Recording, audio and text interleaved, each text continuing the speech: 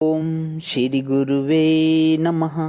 न गुरुरधिकं तत्त्वं न गुरुरधिकं तपः तत्त्वं ज्ञानात् परं नास्ति तस्मै श्री गुरुवे नमः। ओम शांति शांति शांति। प्रणाम भगवान। मांडुक्य कार्य का प्रवचन वैतथ्य प्रकरण से स्वामी श्री अखंडानंद सरस्वती जी महाराज का दिव्य ग्रंथ।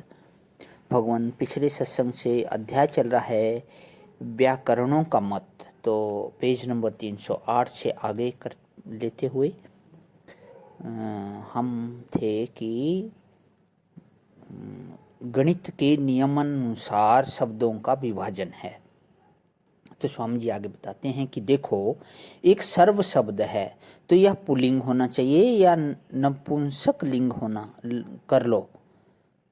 यह सर्वाहा पुल्लिंग में और सर्वाहा स्त्रीलिंग में यह कैसे होगा? हिंदी में तो सब शब्द स्त्री और पुरुष दोनों के लिए होता है, परंतु संस्कृत में स्त्री के लिए सर्वाहा होता है और सर्वाहा स्त्रियः ऐसे बोलेंगे और सर्वे पुरुषः ऐसे बोलेंगे।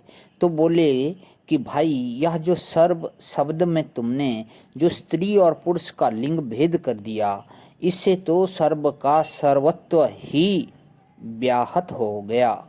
अच्छा देखो, स जमा स इक्वल टू ते और त्वम जमा त्वम इक्वल टू यूयम हो गया। ये बहुत बढ़िया बनाया। अब जो बोलते हो अहम अहम अहम इक्वल टू वयम, यह कैसे हो गया? यह अनुभव विरुद्ध भाषा है। मैं शब्द का बहुवचन नहीं हो सकता। मैं शब्द का बहुवचन नहीं हो सकता तो मैं हो, यह अनुभव तो कभी होता ही नहीं।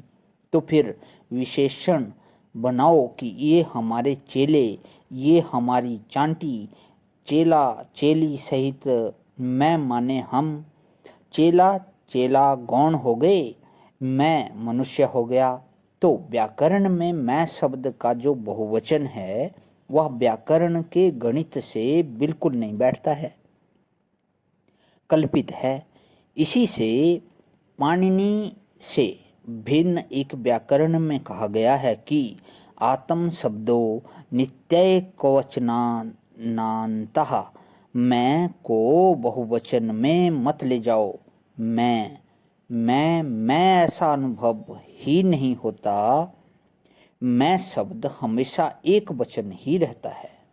तो सर्व शब्द का स्त्रीलिंग कर देना और मैं शब्द का बहुवचन कर देना गलत है। आपको एक आश्चर्य की बात बतावें, मति शब्द पाणिनि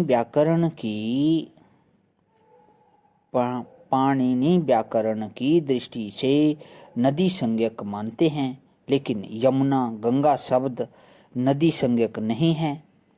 इकारांत जो शब्द होता है उसमें नदी संज्ञा होती है।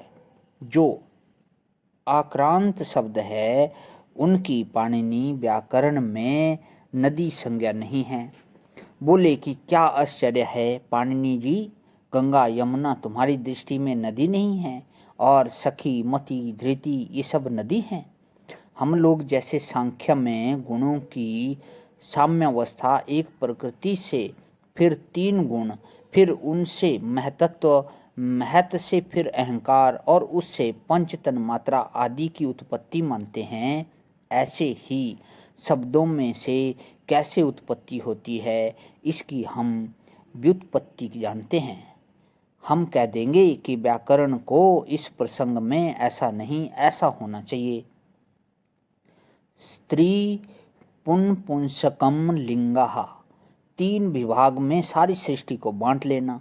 यह कहो कि शब्द का स्वभाव एक है कि अनेक है, तो शब्द का स्वभाव तो अनेक है। एक स्वभाव का तो कोई शब्द होता ही नहीं।